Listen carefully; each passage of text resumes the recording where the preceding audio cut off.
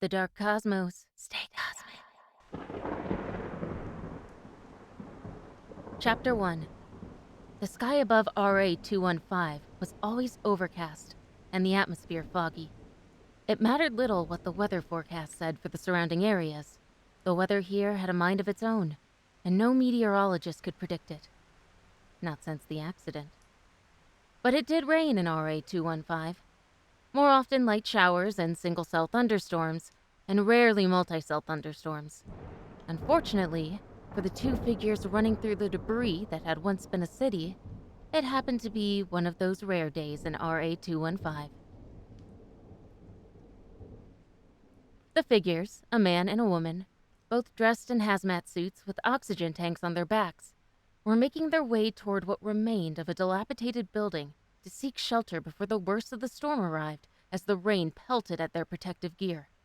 "Come on, Zara, move it!" the man yelled, his voice lost to the harsh winds that carried across their short-range communication devices fitted to their suits. "I am moving it," Zara snapped as she struggled to keep up with him. Unlike him, she was also laden with a high-powered assault rifle that was now weighing her down. A brilliant flash of lightning streaked across the dark sky, followed swiftly by a thunderclap that sent them crouching instinctively. "Well, move faster!" he yelled when he had recovered his wit. "I am a retired single mother, Theodore. This is as fast as I can move." He grabbed her hand and pulled her along as he redoubled his speed, and soon they burst into the building.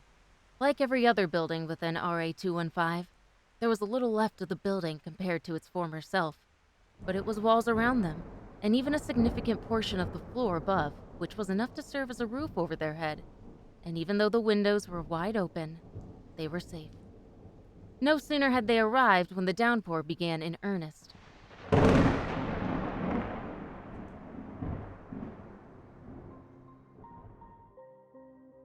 "Looks like we made it in time," Theo said as he shook off the water droplets.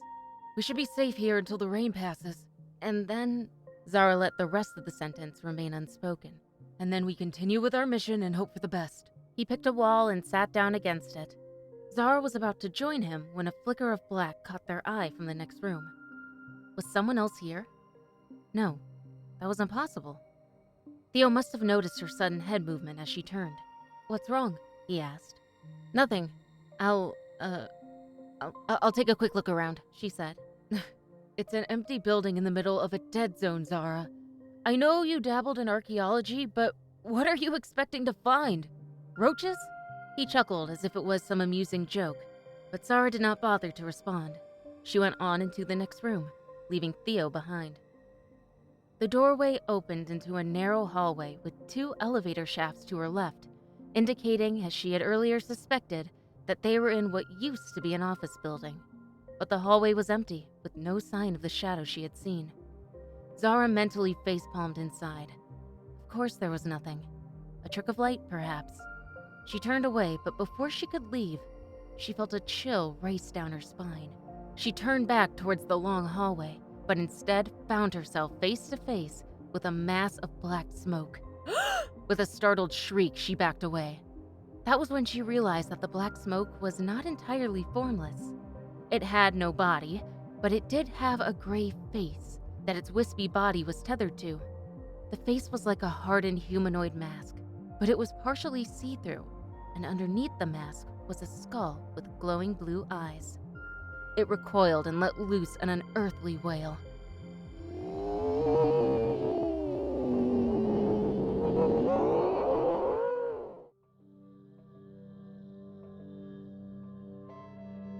The research base stood right on the outer edges of RA-215, several miles away from the fence, an imposing mall that towered to the heavens, meant to keep people out of the city, and to keep things in.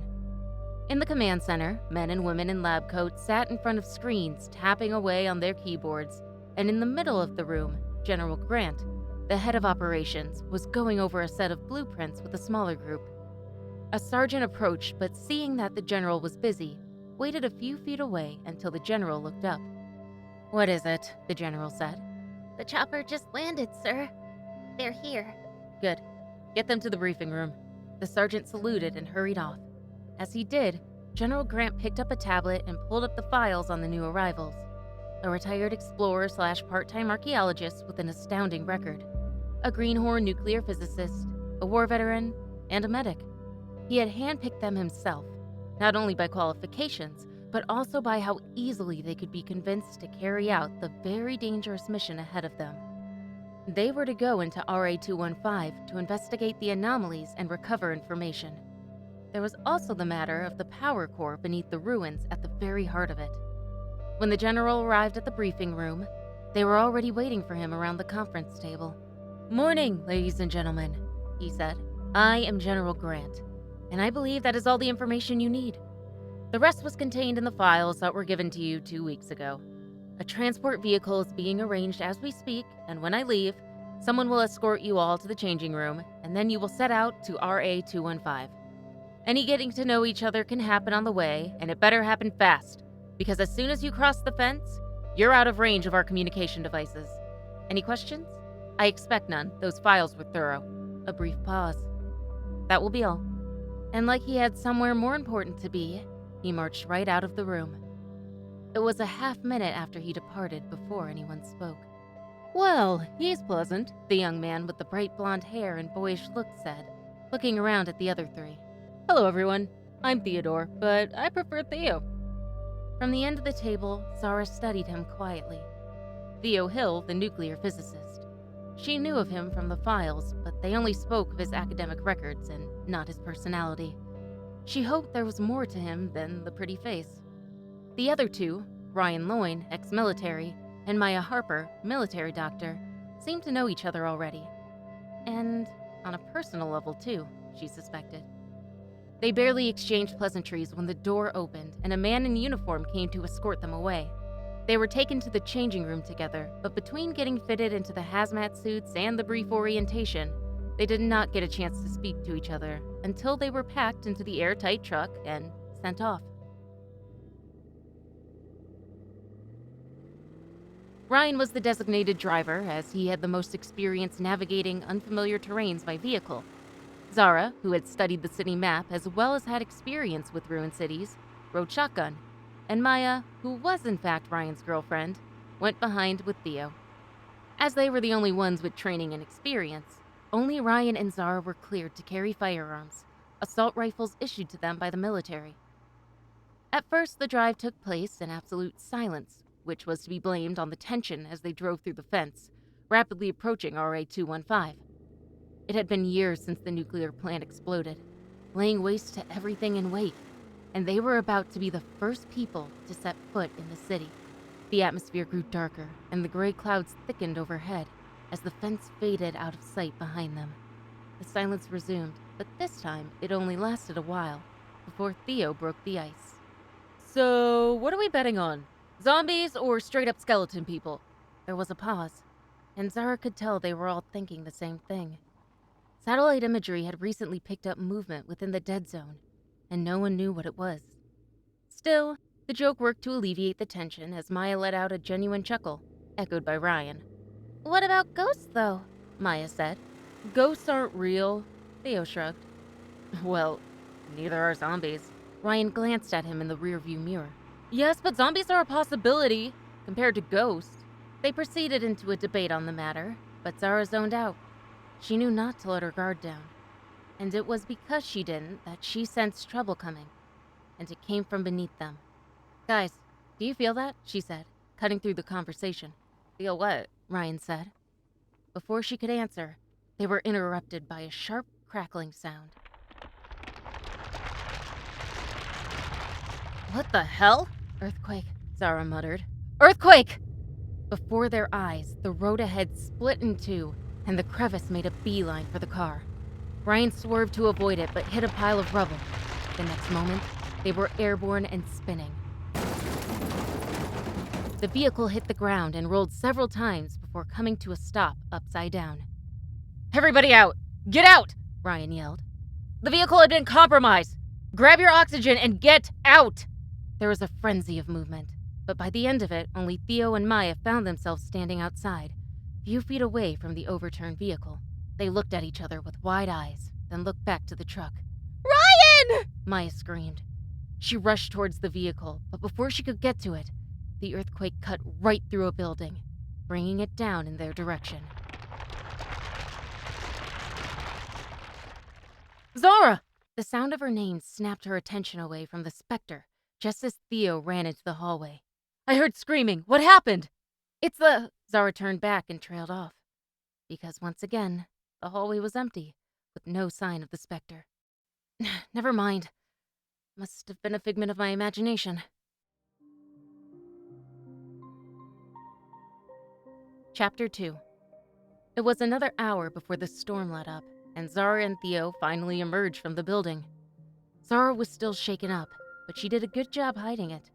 The specter she had witnessed had been included in the files. A low-orbiting satellite had managed to capture a blurry image of it, and the scientists at the base had taken to calling them mirror echoes.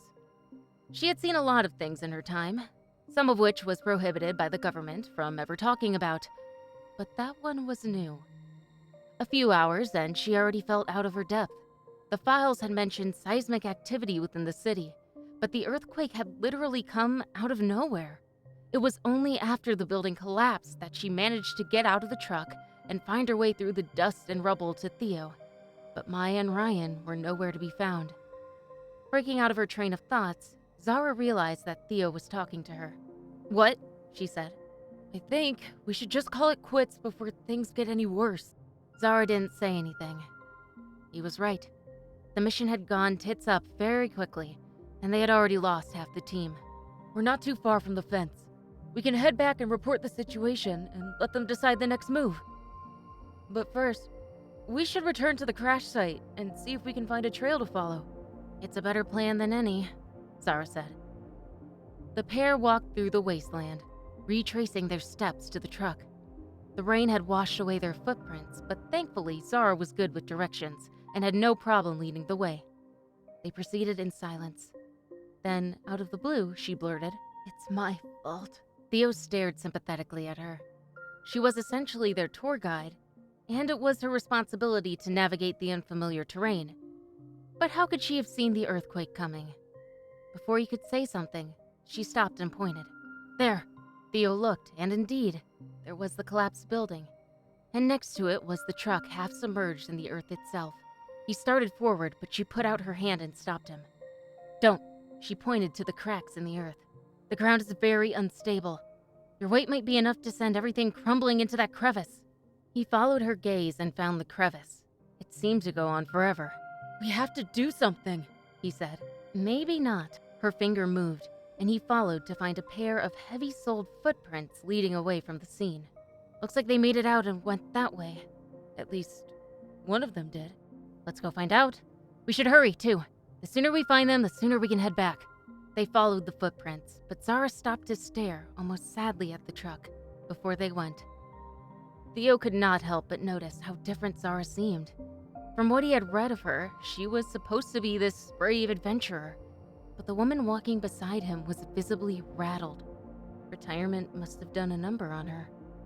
Still, she was the only member of the group he had admired before he even met. Her resume made him feel less significant to the team. Then again, even without the comparison, he didn't feel any better. He wasn't a good person. It was almost as if Zara was on the same wavelength of self-pity. This is because of me, she muttered. It's my fault. Don't say that, Theo said. You couldn't have known. The earthquake came straight out of nowhere. Besides, you weren't even driving. The look on her face was that of guilt. Theo knew it all too well. He saw it in the mirror very often. The day he had received the news of his admission into the space program should have been the happiest day of his life. He was to be a part of the future of space travel after all. And perhaps, if he had waited to get home, or at least pulled over to the side of the road before he opened the email, it would have been. All it took was a few seconds of distraction, and an unfortunately placed bend in the road for him to lose control of the vehicle, and end the life of the young man who had been out jogging. Fearing that his crime would cause him to lose everything and probably end up in jail, he hastily fled the scene and never looked back. The boy had turned up on the news by evening, but no evidence of the driver or the car ever came up.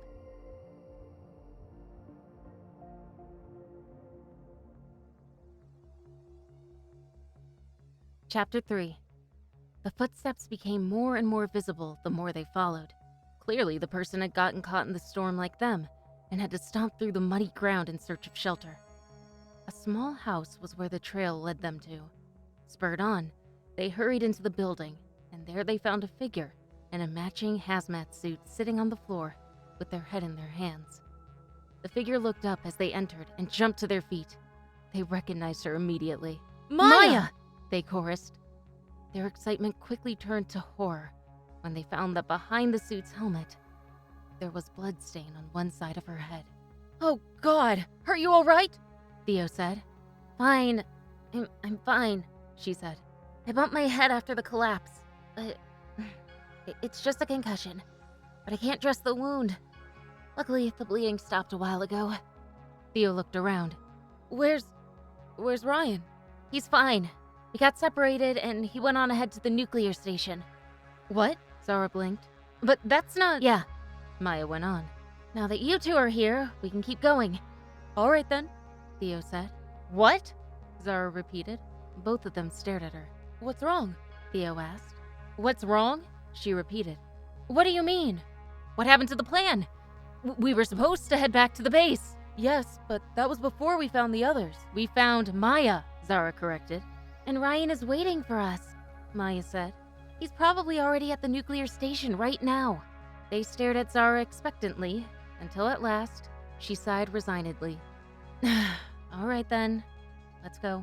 Zara let them go on ahead as she struggled with reality. She was willing to bet her life that there was no one waiting for them at the station, but she could not say it. How could she tell them that she knew for a fact that Ryan had never left the truck? And why was Maya so sure he was waiting for her? Suppressing the wave of nausea rising in her stomach, she checked that the oxygen tank was secured to her suit, and then she went after them. Several years ago, the nuclear station in RA-215 had suffered a meltdown, and the resulting explosion had destroyed the city, killing everyone within. It was for this very reason that the trio came to a stunned halt in front of the nuclear station, which was very much intact. It had clearly suffered some kind of explosion because a portion of the building had been blown off, but it was too complete to be the epicenter of a nuclear explosion. What the hell is going on? Zara said.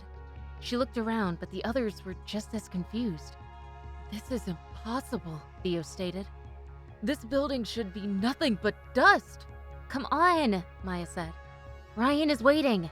Without waiting for them, she jogged on ahead, leaving them to follow. As she walked down the labyrinth of hallways, Zara's mind cast back to the military base just before she left.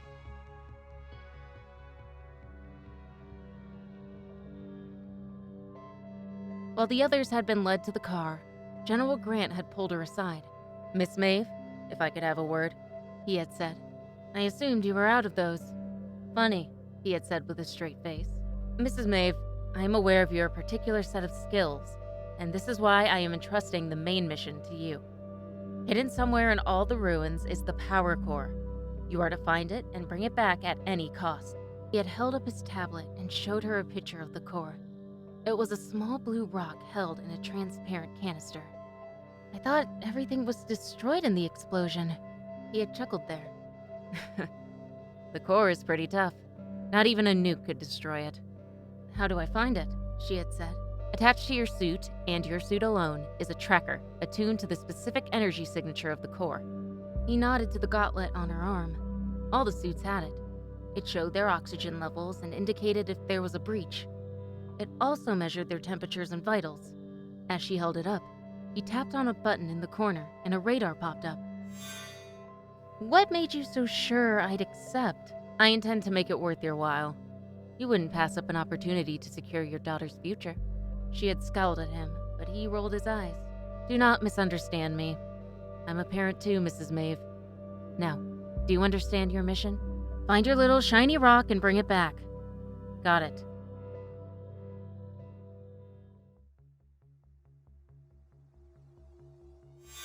Zara tapped on the gauntlet, and as she expected, she found the glowing blue icon. It was very close. She would need to find the right time to sneak away and search. They caught up with Maya inside when she finally stopped. They had reached some sort of control room with screens everywhere. Zara went to one of the screens and set her gun aside as she inspected the machines. Everything was intact. "Where's Ryan?" Theo asked. "He's got to be around here somewhere," Maya said offhandedly. Saying no more, she wandered past Zara and disappeared from the room. Theo started after her but stopped when he realized Zara was not following. "You coming?" he said. I mean, we're already here," she said. "I'm sure Maya can do the rest." Theo raised a brow and Zara sighed. "We have a mission here, remember? This building should not be standing, and yet it is. Finding out why takes priority. If this much survived, we should try and find external hard drives and such. They should be useful to tell us what the hell happened here." Theo nodded. "You're right. We have limited time, so we should split up. You're more likely to know what to look for, so why don't you check for the drives and I'll see what I can find at the source of the explosion." "Sounds like a plan." Halfway through turning away, he paused, his eyes fixed on the console beside Zara. "Wait, where's your gun?" Chapter 4.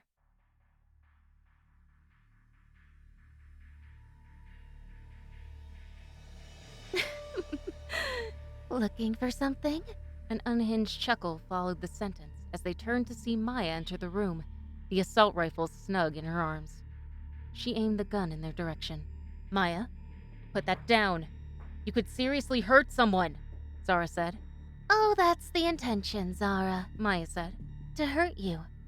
Like you hurt Ryan. Zara's eyes went wide. "What the hell are you talking about?" Theo said. "Where's Ryan?" Ryan's not here. The sadness in her voice was clear. "What do you mean he's not here? You said he was here." I lied, she said in a sing-song voice. but she already knew that. Didn't you, Zara? "What? What are you talking about?" Zara said. I know what you did, Zara. She leaned in and squinted dramatically. I know. Zara's brows furrowed. How could she know? She wasn't there. The only people who knew what had happened in the truck were her and Ryan. And as she had just stated, Ryan was in truth dead. And it was by her doing. "Maya, you sound crazy right now," Theo said. "Put the gun down and let us talk." I'm crazy? Maya snapped. Up until now, she had been approaching and now stood with her gun aimed directly at Zara, ignoring Theo entirely. The echoes told me, Maya said. the mirror echoes. They told me everything. How you smashed his head into the steering wheel until he was barely conscious. And then you took his oxygen and left him to die. "Zara wouldn't do that," Theo said. "Why would she take his oxygen? We each had one tank. That's absurd." Enough talking. I've already given her more time than Ryan had. She readied to fire, but Theo, who was now in her blind side, stepped in, swinging a keyboard. He clocked her right in the head with enough force to break the device. As she stumbled, he followed her, reaching out to grab the gun. Let go, Theo! I have no business with you! Maya snapped. "I won't let you kill her!" "Theo, stop!" Zara yelled, but her voice was lost among the commotion. They wrestled for the gun, moving around the room. With a cry of fury, she pushed him to the wall. Then, the gun went off. Everyone in the room had wide eyes in anticipation and dread. A few seconds passed, and then Maya sank to her knees. "Maya!" Theo lowered her to the ground and backed away, enough to see the bright red patch of blood on her chest. There was no saving her. "Maya, no!" I rigged the plant to detonate, Maya said. For real this time. It's what they want. For us. Her body went slack with her eyes still open. The life left her. Theo rose to his feet, eyes wide in realization of what he had just done. "Zara, we have to leave. We have to leave now!" Just then, a flash of black zipped past Zara's sight and disappeared into another room. Zara had no idea why, but suddenly she felt a strange urge to follow. And so, she did. "Zara!" Theo yelled. "This place will blow!" She came into another room, and there she found a platform. It was like a pillar, except there was a gap in the middle, and in that gap, there was a floating blue crystal, the very same one the general had asked her to retrieve. Without thinking, she went up and grabbed it. There was an electrical hum as her hand made contact. She pulled it, but an invisible force pulled back, and the crystal flew out of her hand and returned to its place. Something caught her eyes. Ahead of the platform, there was something quite inexplicable. It was like a pulsating tear in reality itself. As she watched, it widened, and looked through, she saw, just barely, what looked like a desert land. This was some kind of portal. The more she looked, the clearer it became. There was a girl dressed in a spacesuit walking towards the portal. In front of the portal, on her end, there was a broken pillar that looked strikingly similar to the one that stood before Zara. A flicker in the corner of Zara's eye caught her attention. She turned and found the mirror echo in the corner of the room. As she drew close to it, it stayed in place. She reached out to touch it, but her hands went right through. The mirror echo floated towards her and hovered, staring at her. Without warning, its shadowy body flared up and covered Zara until she could see nothing but blackness. Before she could even think to panic, it was over, and the world returned to normal. And somehow, in that split second, she understood perfectly. She understood everything. This breach, she said. It's been here all these years, hasn't it? It's what destroyed the city, and it's been feeding off of the radiation in this building ever since.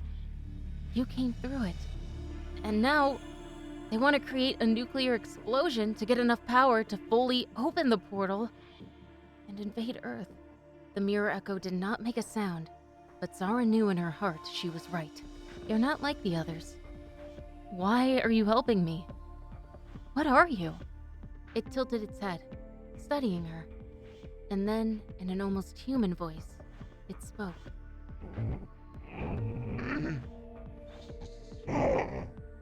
Mesa, Zara repeated. I'm Zara. Theo ran into the room, his expression frantic. Zara, I don't know what you think you're doing, but we have to Holy shit! What is that? This is a mirror echo. One of the good ones, it would seem. Zara turned to face him. There's something you should know, Theo. Maya was right. What? No, you wouldn't. Why would you do such a thing? During the crash, my oxygen tank got damaged. I was left with a decision. It was either I took Ryan's and left him for dead, or I would die. I chose me. Theo clenched his jaw hard and shut his eyes. We can talk about this outside this blasted city. Right now, we need to move. Double time. How much time do we have? Enough time to make it back to the base if we leave right now. I cannot leave. If the nuclear explosion goes off, it'll feed the portal and bring more of these things into our world. I have to destroy the portal, and I have to displace the crystal to do it. Then take it already and let's go! The crystal cannot be entirely removed. There's a force that pulls it back into place. All I can do is hold it out of place. And I have to do that for as long as is necessary. And how long is necessary? There was really no duration. Zara knew. In the same way she knew everything else about the situation. That the only way to close the breach was to remove the crystals on both sides of the portal. Otherwise, she would merely run out of strength and let go. Their only chance of succeeding here rested in the mysterious girl on the other side, somehow knowing what to do. But Zara did not tell him that. It doesn't matter. If I succeed, I will destabilize the breach and it will collapse on itself. You know what will happen to me when that happens. Theo's eyes widened. No, she nodded grimly. I have to think about more than just myself, Zara said. I have to think about my daughter and the rest of the world, really. Just go.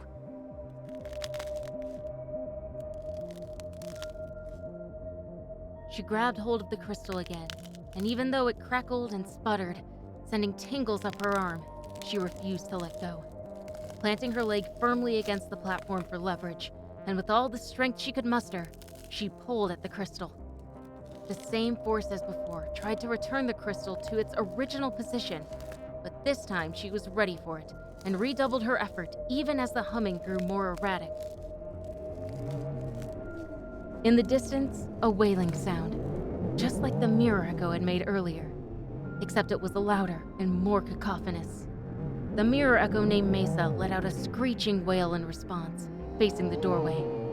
"The others are coming," Zara said. "Leave, Theo.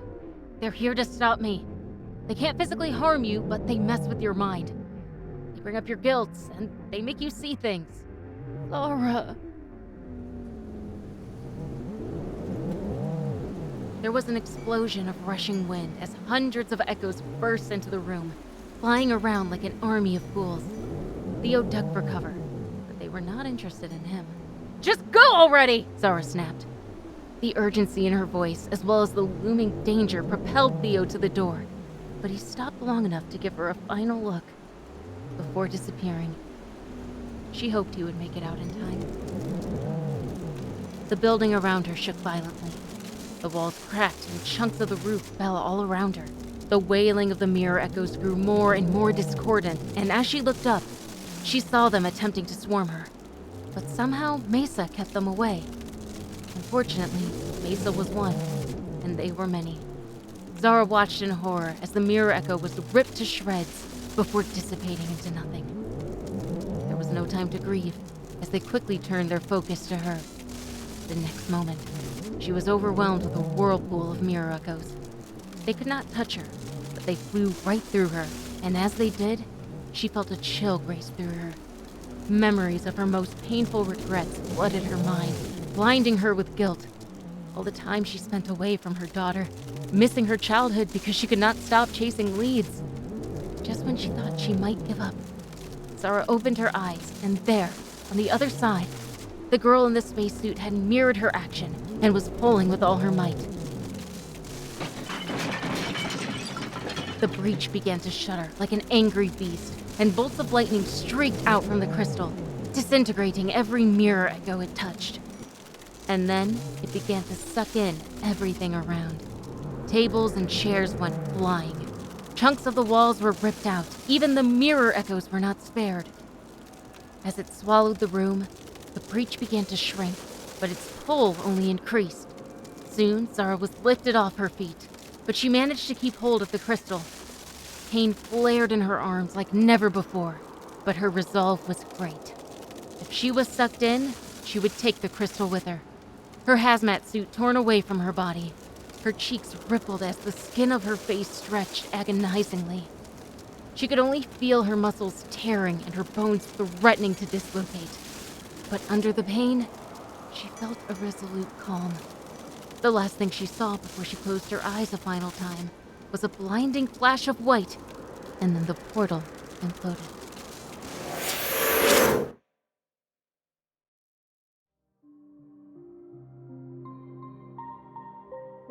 Hey sci-fi horror fans, it's Gina.